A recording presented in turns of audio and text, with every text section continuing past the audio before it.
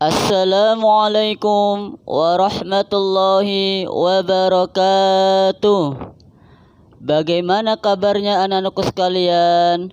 Mudah-mudahan kalian semua diberikan kesehatan oleh Allah Subhanahu wa Ta'ala. Amin ya Rabbal Alamin. Anak-anakku sekalian, sebelum kita belajar, mari kita selalu senantiasa berdoa kepada Allah Subhanahu wa Ta'ala agar ilmu yang kita capai, ilmu yang kita raih bisa bermanfaat buat kita semua. Amin ya Rabbal Alamin. Kita baca doa bersama-sama. Bismillahirrahmanirrahim. Rabbi zidni ilma warzuqni fahma. Amin ya Rabbal Alamin. Anak-anakku sekalian, kita masih belajar pendidikan agama Islam dan budi pekerti untuk kelas 3. Masuk pelajaran 6, yaitu tentang kisah Nabi Yusuf alaihi salam dan Nabi Syuaib alaihi salam. Anak-anak sekalian, pada kesempatan kali ini insyaallah Ustadz akan memberikan media pembelajaran tentang pendidikan agama Islam, yaitu untuk kelas 3 pelajaran yang ke-6 tentang kisah Nabi Yusuf alaihi salam dan Nabi Syuaib alaihi salam. Anak-anakku sekalian, adapun tujuan pembelajaran tentang kisah Nabi Yusuf alaihi salam dan Nabi Syuaib alaihi salam, bagian yang pertama tentang kisah Nabi Yusuf alaihi salam, yaitu mengetahui kisah keteladanan Nabi Yusuf alaihi salam.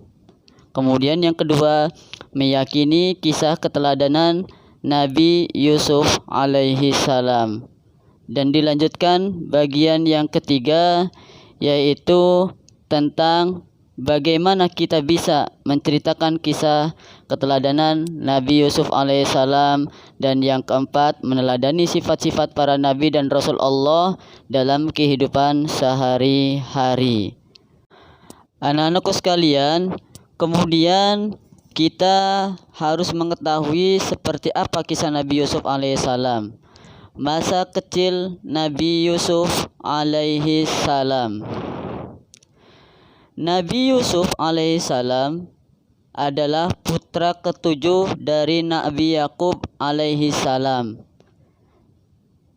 Sedangkan semua anaknya Nabi Yakub berjumlah 12. Salah satunya adalah Nabi Yusuf.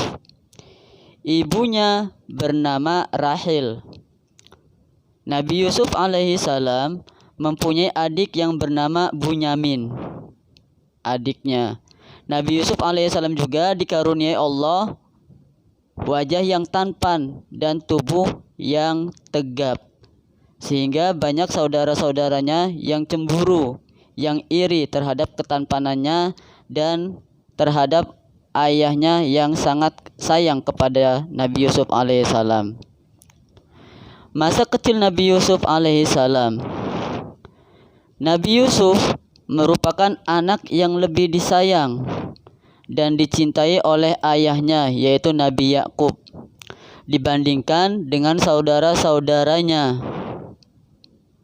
Saudara-saudara Nabi Yusuf alaihissalam akhirnya bersatu dan berencana untuk menyingkirkan Nabi Yusuf alaihissalam, karena saudara-saudara Nabi Yusuf alaihissalam tidak mau bahwasanya saudara-saudaranya ada yang dinomorsatukan, sehingga saudara-saudara Nabi Yusuf mau menghilangkan atau mau melenyapkan Nabi Yusuf alaihissalam. Nabi Yusuf alaihissalam bermimpi. Pada suatu malam, Nabi Yusuf alaihissalam bermimpi, kemudian diceritakan kepada ayahnya Nabi Syuaib alaihissalam. Mimpi tersebut dikisahkan di dalam Al-Quran surat Yusuf ayat 4 yang berbunyi, Idh qala Yusuf li abihi ya abati inni ra'aitu ahada asyara kawkaba wasyamsa wal qamara ra'aituhum li sajidin. Yang artinya, ingatlah Yusuf berkata ayahnya, wahai ayahku, sesungguhnya aku bermimpi melihat 11 bintang, matahari, bulan, semua bersujud kepadaku. Quran Surat Yusuf ayat 4. Kemudian ayahnya berpesan kepada Nabi Yusuf alaihissalam bahwasanya mimpimu akan menjadi kenyataan di kemudian hari. Allah akan mengistimewakanmu dengan kedudukan yang tinggi.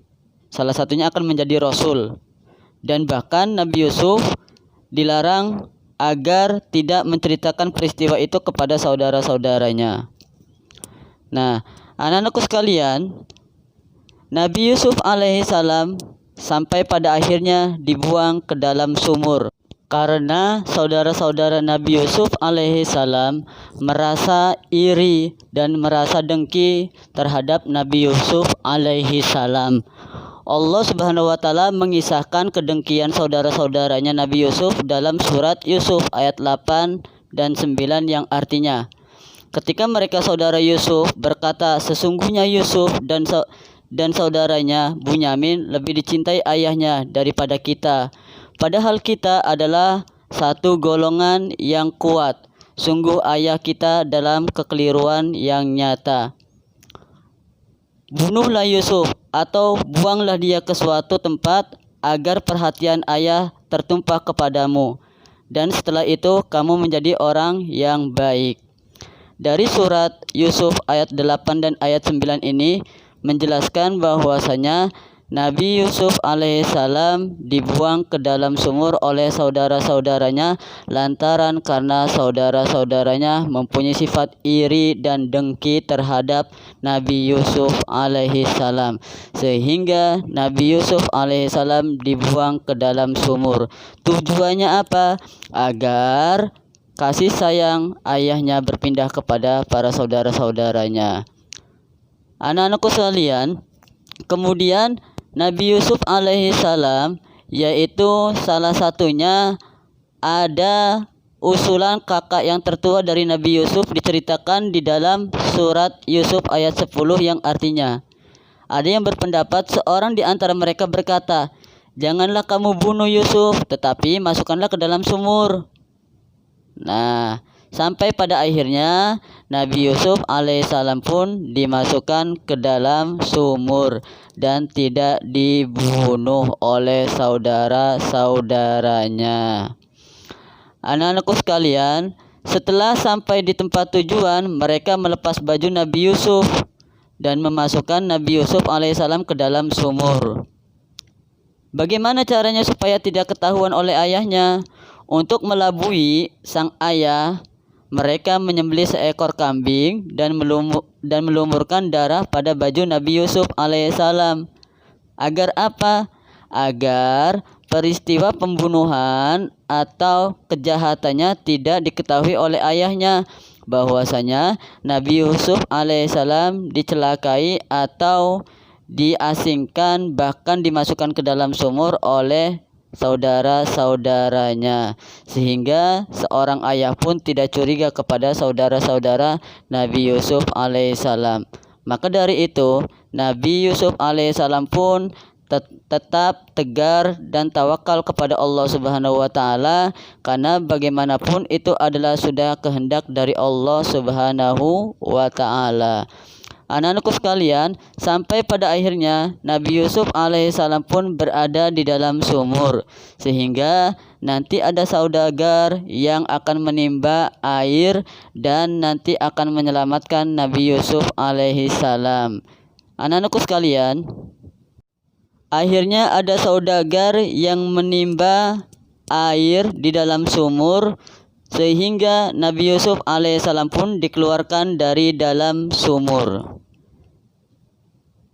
Alkisah bahwasanya ada saudagar yang mengeluarkan Nabi Yusuf alaihissalam dari yaitu dalam sumur. sehingga Nabi Yusuf alaihissalam pun selamat dan akhirnya bisa menghirup udara segar atas izin Allah dan pertolongan Allah Subhanahu wa taala, hingga akhirnya Nabi Yusuf alaihissalam pun yaitu selamat dari pembunuhan saudara-saudaranya yang lantaran karena iri dan dengki terhadap Nabi Yusuf alaihissalam. Anak-anakku sekalian, di dalam sumur Nabi Yusuf alaihissalam memohon perlindungan dan pertolongan kepada Allah, karena tidak ada tempat memohon kepada selain Allah. Tidak lama kemudian datang kabilah untuk mengambil air. Kemudian rombongan pun langsung menyelamatkan Nabi Yusuf alaihissalam. Anak-anakku sekalian, Nabi Yusuf diangkat menjadi nabi dan rasul. Nabi Yusuf menjadi pemuda yang tampan. Ketampanan Nabi Yusuf pun menyebabkan banyak orang yang tertarik, baik dari kaum laki-laki ataupun perempuan. Hal itu dianggap berbahaya sehingga para pembesar Mesir memfitnah dan memasukkan Nabi Yusuf ke dalam penjara. Di dalam penjara, Allah Subhanahu wa taala menurunkan wahyu kepada Nabi Yusuf alaihissalam dan mengangkatnya menjadi utusannya atau menjadi rasul. Tujuannya apa? Agar terhindar dari maksiat. Anak-anakku sekalian, kemudian ada mimpi seorang raja yang bisa ditafsirkan oleh Nabi Yusuf alaihissalam. Suatu malam, Raja Mesir bermimpi aneh. Dalam mimpi raja melihat 7 ekor sapi betina yang gemuk dimakan oleh 7 ekor sapi betina kurus. Raja juga melihat tangkai gandum yang hijau dan 7 tangkai gandum yang kering. Terhadap mimpi raja itu, Nabi Yusuf akhirnya menafsirkan, menjelaskan bahwa dunia akan mengalami masa 7 tahun dalam kemakmuran. Akan tetapi setelah itu akan datang masa 7 tahun dalam kekeringan. Setelah mendengar tafsir mimpi dari Nabi Yusuf alaihissalam, sang raja pun memerintahkan para pengawalnya untuk membebaskan Nabi Yusuf dari penjara dan mengangkatnya menjadi bendahara kerajaan. Nabi Yusuf alaihissalam bertemu dengan keluarganya. Ketika masa kering tiba, di antaranya rakyat Mesir itu ada saudara Nabi Yusuf yang datang meminta bantuan kepada Nabi Yusuf. Ketika itulah Nabi Yusuf bertemu kembali bersama saudara dan ayahnya. Saudara Nabi Yusuf pun akhirnya bertobat, meminta maaf kepada Nabi Yusuf dan memohon ampun kepada Allah. Nabi Yusuf pun akhirnya memaafkan saudara-saudaranya itu atas kesalahan yang telah mereka perbuat. Karena Nabi Yusuf salah satunya adalah mempunyai sifat pemaaf. Anak-anakku sekalian, bagaimana cara meneladani Nabi Yusuf alaihissalam dalam kehidupan kita sehari-hari? Yang pertama, melatih diri untuk bersabar. Dan yang kedua, memohon pertolongan Allah Subhanahu wa taala.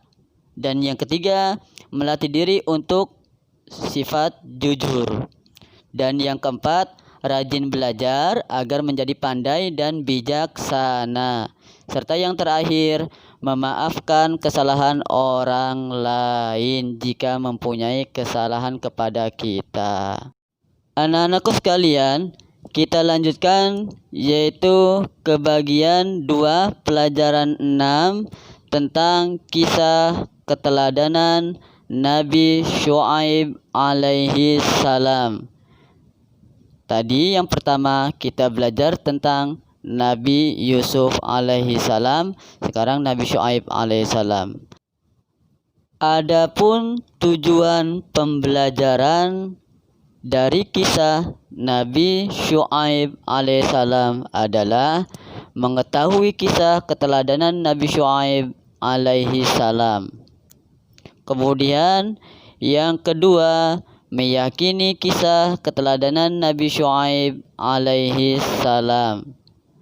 Dan dilanjutkan yang ketiga, menceritakan kisah keteladanan Nabi Syuaib alaihi salam. Serta yang terakhir, meneladani sifat-sifat para nabi dan rasulnya dalam kehidupan kita sehari-hari. Anak-anak sekalian, kisah Nabi Syuaib alaihi salam. Seperti apa kisahnya? Nabi Syuaib alaihissalam adalah nama lengkapnya Syuaib bin Mikil bin Yasir bin Madian bin Ibrahim. Ia masih keturunan Nabi Lut alaihissalam. Nabi Syuaib alaihissalam diutus Allah Subhanahu wa taala untuk berdakwah di negeri Madian. Kenapa? Karena penduduk Madian berasal dari suku Arab. Mereka tinggal di Ma'an yang terletak di pinggir negeri Syam. Saat ini Madian dikenal sebagai negara Syria. Anak-anakku sekalian, penduduk Madian itu sangat gemar berbuat curang, licik, tidak jujur, dan tidak adil. Salah satu perilaku curangnya adalah mereka gemar mengurangi timbangan dalam praktek jual beli. Penduduk Madian dalam kecurangan yaitu praktek jual beli. Akhirnya Allah Subhanahu wa taala mengutus Nabi Syuaib alaihi salam. Penduduk Madian tidak percaya adanya Allah Subhanahu wa taala karena mereka tidak menyembah Allah. Mereka menyembah hutan dan aikah, yaitu sebidang padang pasir yang ditumbuhi pohon dan tanaman. Melihat kesesatan itu, Allah Subhanahu wa taala mengutus seorang rasul untuk mengingatkan mereka. Rasul itu adalah Nabi Syuaib alaihissalam. Allah berfirman di dalam surat Hud, yaitu ayat 84, yang berbunyi, dan kepada penduduk Madian kami utus saudara mereka, yaitu Syuaib. Ia berkata, "Hai kaumku, sembahlah Allah. Sekali-kali tidak ada Tuhan bagimu selain Dia. Dan janganlah kamu kurangi takaran dan timbangan. Sesungguhnya aku melihat kamu dalam keadaan yang baik, mampu, dan sesungguhnya aku khawatir terhadapmu akan azab hari yang membinasakan, yaitu hari kiamat." Surat Hud ayat 84. Dari ayat ini dijelaskan bahwasanya Allah Subhanahu wa taala yaitu mengutus Nabi Syuaib alaihissalam agar mengingatkan umatnya. Melihat kesesatan itu, Allah mengutus seorang rasul untuk mengingatkan mereka. Rasul itu adalah Nabi Syuaib alaihissalam.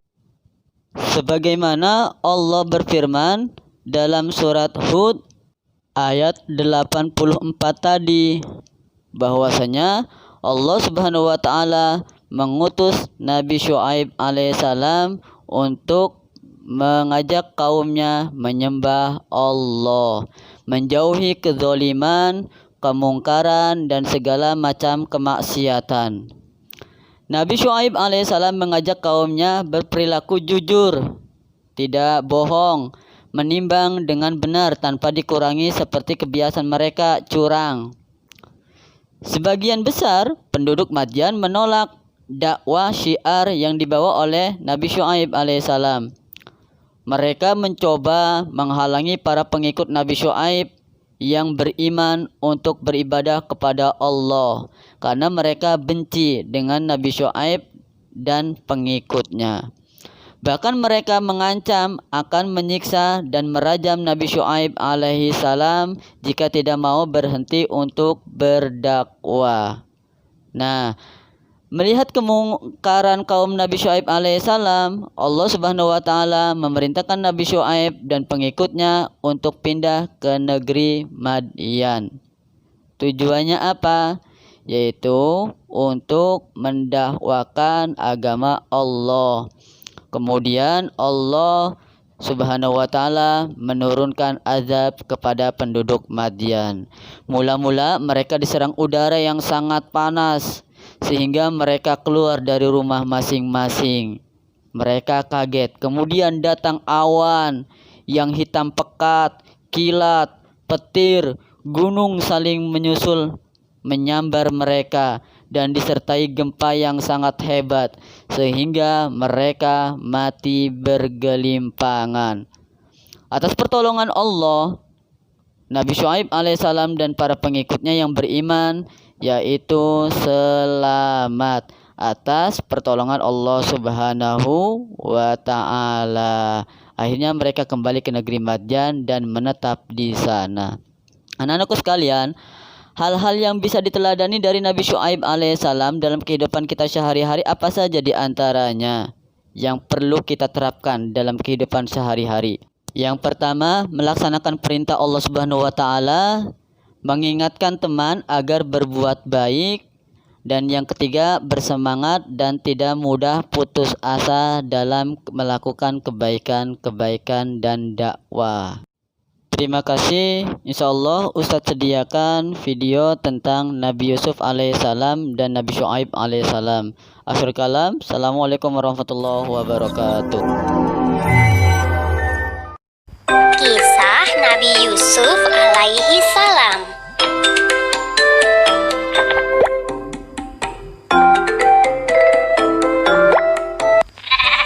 Yusuf alaihissalam adalah orang mulia yang mempunyai leluhur orang-orang mulia. Ia adalah anak Nabi Yakub alaihissalam, cucu dari Nabi Ishak alaihissalam, dan buyut dari Nabi Ibrahim alaihissalam. Sejak kecil, Yusuf terkenal sebagai anak yang saleh dan patuh pada orang tua. Wajahnya pun sangat rupawan dan ia adalah anak kesayangan.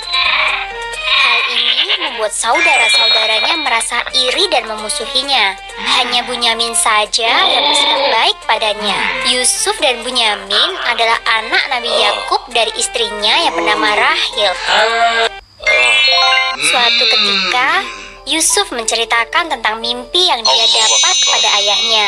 Ia bermimpi melihat 11 bintang, matahari, dan bulan sedang bersujud kepadanya. Nabi Yakub berkata, mimpi itu adalah nubuat atau takdir yang akan terjadi. Kelak, Yusuf akan menjadi orang yang mulia. 11 bintang melambangkan saudara-saudaranya. Matahari melambangkan Nabi Yakub dan bulan melambangkan ibunya Rahil. Nabi Yakub meminta agar Yusuf merahasiakan arti mimpi tersebut. Ia khawatir Yusuf akan dicelakai oleh para saudaranya. Meskipun mimpi itu tetap menjadi rahasia, ke-10 saudaranya yang terlanjur membencinya itu merencanakan satu rencana jahat. Mereka memasukkan Yusuf ke dalam sumur. Setelah itu, mereka pulang membawa sobekan baju Yusuf dan mengatakan kepada ayah bahwa Yusuf diserang oleh serigala. Allah Subhanahu wa taala memberikan perlindungan dan pertolongan kepada Yusuf. Yusuf ditemukan oleh Malik, seorang khalifah, dan kemudian menjual Yusuf kepada Hifdir al-Aziz, seorang wasir agung di Mesir. Karena berwajah tampan dan cerdas, Yusuf kemudian diangkat anak oleh sang wasir agung. Yusuf tumbuh menjadi pemuda yang tampan, cerdas, dan berilmu tinggi. Banyak gadis-gadis yang memujanya, tak terkecuali Zulaika yang merupakan ibu tirinya. Karena dituduh merayu Zulaika, Yusuf pun dimasukkan ke dalam penjara. Di dalam penjara, Yusuf bertemu dengan 2 orang budak. Salah satu budak itu kelak akan menolongnya keluar dari penjara. Suatu ketika, Raja Mesir bermimpi melihat 7 sapi gemuk dimakan oleh 7 sapi kurus. Setelah itu, ia melihat 7 butir gandum yang hijau dan 7 butir gandum kering. Semua ahli tafsir kerajaan tak ada yang bisa bisa memahami arti mimpi sang raja. Akhirnya, budak raja menyarankan agar raja menemui Yusuf di dalam penjara. Rupanya, budak itulah yang dulu berada dalam satu penjara bersama Yusuf. Menurut Yusuf, arti mimpi sang raja adalah akan datang 7 masa subur. Seharusnya raja menanam gandum pada masa ini dan menyimpannya baik-baik. Selanjutnya akan datang 7 masa kekeringan sehingga tidak bisa bercocok tanam dan seluruh persediaan pun akan habis. Yang tersisa hanyalah sedikit biji gandum yang akan ditanam pada masa berikutnya. Berkat kecerdasan Yusuf, Raja Mesir pun mengangkat Yusuf sebagai wasir agung. Yusuf bertugas mengelola persediaan bahan makanan selama masa kering. Masa kekeringan yang panjang benar-benar datang sesuai perkataan Yusuf. Banyak negara-negara yang meminta bantuan makanan ke negeri Mesir, termasuk pula saudara-saudaranya dari Kan'an. Rupanya, para saudaranya sudah lupa padanya, sehingga Yusuf merencanakan sesuatu. Ia meminta agar mereka pulang dan membawa Bunyamin ke Mesir. Jika Bunyamin tidak ikut, maka mereka tidak akan mendapatkan satu bantuan. Meskipun merasa heran, para saudara Yusuf sangat senang bisa bertemu dengan Bunyamin. Ia pun mencari cara agar Bunyamin tetap di dalam karung Bunyamin. Yusuf memasukkan sebuah piala emas. Saat para saudara hendak pulang, Yusuf mengumumkan bahwa satu piala telah dicuri. Betapa terkejutnya para saudara itu saat akhirnya Bunyamin harus tinggal di Mesir karena Yusuf merasa senang bisa berkumpul kembali dengan Bunyamin. Para saudara akhirnya pulang menyampaikan berita sedih itu kepada ayah mereka. Nabi Yakub yang masih sedih karena kehilangan Yusuf, kini bertambah sedih karena Bunyamin pun hilang. Kesedihan Nabi Yakub membuat kedua matanya menjadi putih dan ia tidak bisa lagi melihat. Nabi Yakub memerintahkan agar anak-anaknya kembali ke Mesir untuk menjemput Bunyamin. Setibanya di Mesir, mereka menceritakan keadaan ayah dan memohon agar Bunyamin diizinkan pulang ke Kan'an. Mendengar cerita para saudara, Yusuf pun memberitahukan siapa dirinya. Para saudara itu merasa terkejut. Mereka tidak menyangka jika Yusuf masih hidup. Kemuliaan sifat Yusuf terlihat ketika ia memaafkan semua saudaranya. Ia kemudian meminta agar saudaranya pulang menjemput ayah serta ibunya. Yusuf mengundang mereka semua untuk tinggal di Mesir. Nabi Yakub alaihissalam dan seluruh keluarganya berkumpul di Mesir. Mata Nabi Yakub kembali bisa melihat. Ia merasa begitu bahagia bisa bertemu dengan Yusuf. Karena kecakapan Yusuf mengelola ekonomi di Mesir, Yusuf kemudian diangkat menjadi Raja Mesir. Sumber dalam Al-Quran, surat Yusuf ayat 4 yang berbunyi, "Ingatlah ketika Yusuf berkata kepada ayahnya, 'Wahai ayahku, sesungguhnya aku bermimpi melihat 11 bintang, matahari dan bulan. Kulihat semuanya sujud kepadaku.'"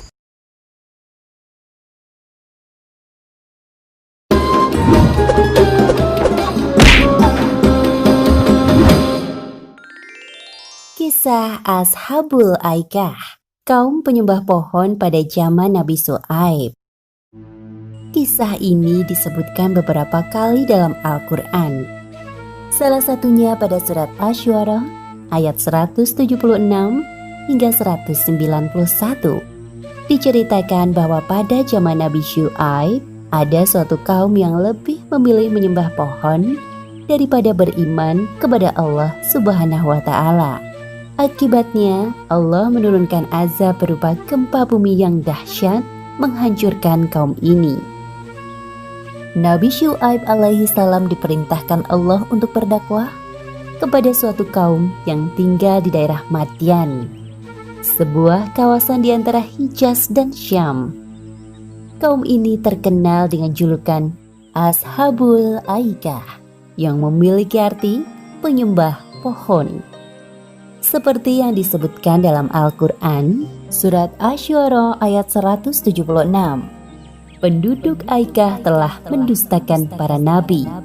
Selain menyembah pohon, mereka juga menyembah berhala yang diyakini sebagai warisan para nenek moyang. Nabi Syu'aib tak henti-hentinya mengajak kaum Aikah untuk meninggalkan sesembahan mereka yang tidak bisa memberi manfaat sedikit pun. Namun sayangnya mereka tetap pada keyakinannya. Wahai kaumku, sembahlah Allah SWT. Sesungguhnya tidak ada Tuhan sesembahan yang pantas bagimu selain Dia. Sebagian besar kaum Aikah berprofesi sebagai pedagang. Salah satu kebiasaan buruk kaum Aikah yang masih sangat sulit dihilangkan adalah suka mengurangi takaran timbangan. Ketika tiba musim panen, mereka membeli barang sebanyak-banyak dengan harga yang sangat murah untuk disimpan di gudang.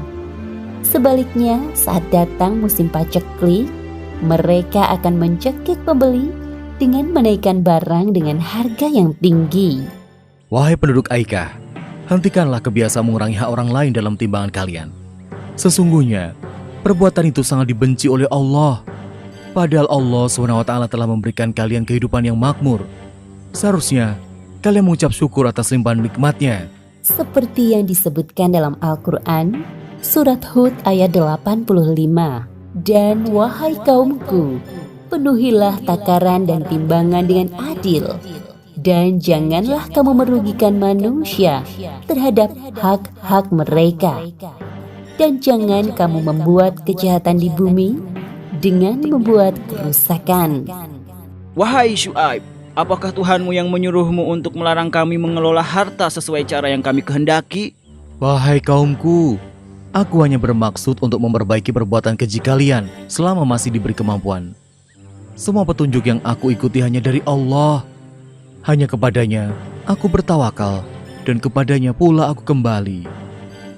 Jadi, sekarang engkau juga menyuruh agar meninggalkan sesembahan para nenek moyang kami?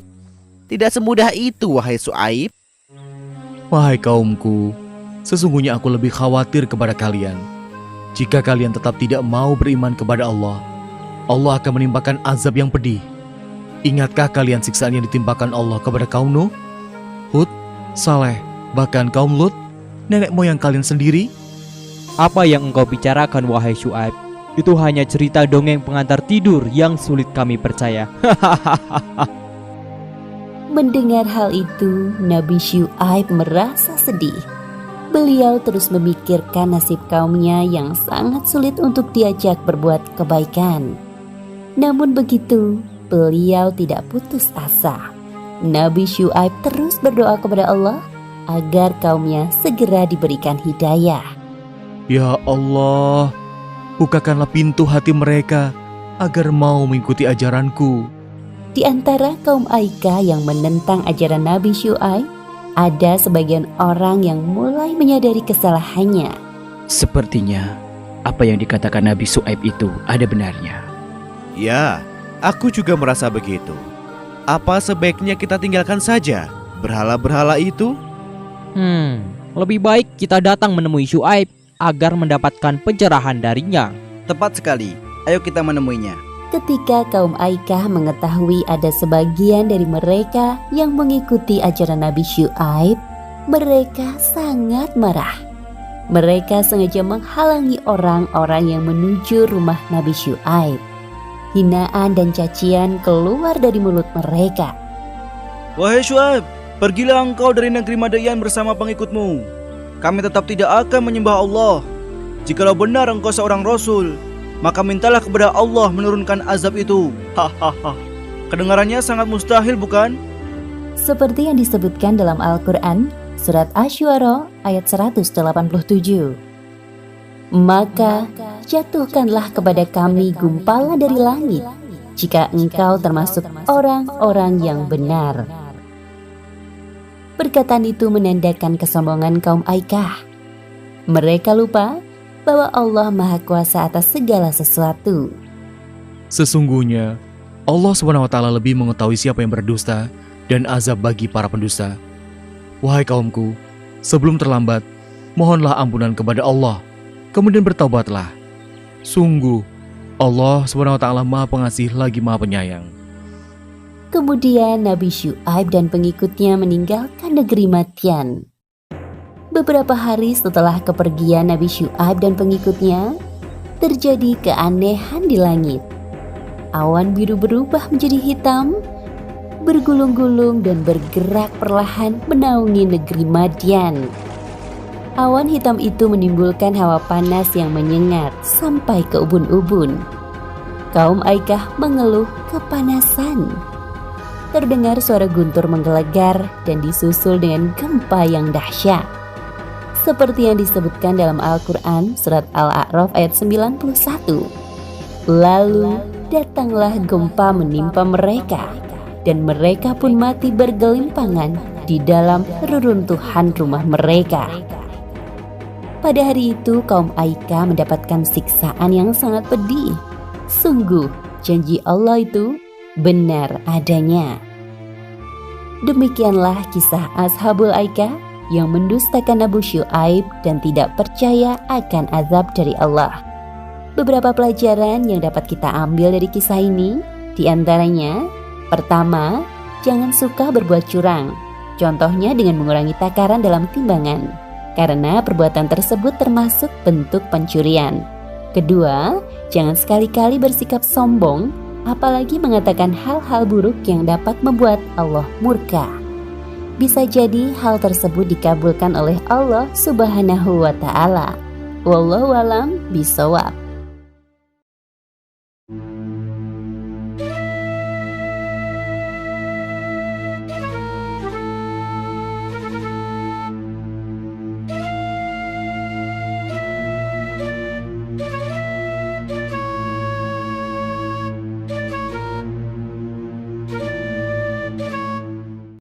Anak-anakku sekalian, setelah kalian menonton tayangan atau film tentang kisah Nabi Yusuf alaihissalam dan Nabi Syuaib alaihissalam, tugas kalian adalah menghafalkan tentang hadis kejujuran sebagai nilai kewalian pada pas semester 1 ini. Kita baca bersama-sama secara tartil dan secara perlahan-lahan. Bismillahirrahmanirrahim. Alaikum bisidqi fa inna sidqa yahdi ilal birri wa innal birra yahdi ilal jannah. Sekali lagi. Alaikum bisidqi fa inna sidqa yahdi ilal birri wa innal birra yahdi ilal jannah. Hendaklah kalian senantiasa berlaku jujur, karena sesungguhnya kejujuran akan menghantarkan pada kebaikan, dan sesungguhnya kebaikan akan menghantarkan pada surga. Sekali lagi, hendaklah kalian senantiasa berlaku jujur, karena sesungguhnya kejujuran akan mengantarkan pada kebaikan, dan sesungguhnya kebaikan akan menghantarkan pada surga. Hadis riwayat Muslim. Tugas kalian adalah menyetorkan hadis hafalan kalian, nanti kirim ke ustadz dan ustadzahnya melalui voice note. Nanti silahkan kalian menghafalkan hadis tentang kejujuran. Terima kasih. Assalamualaikum warahmatullahi wabarakatuh.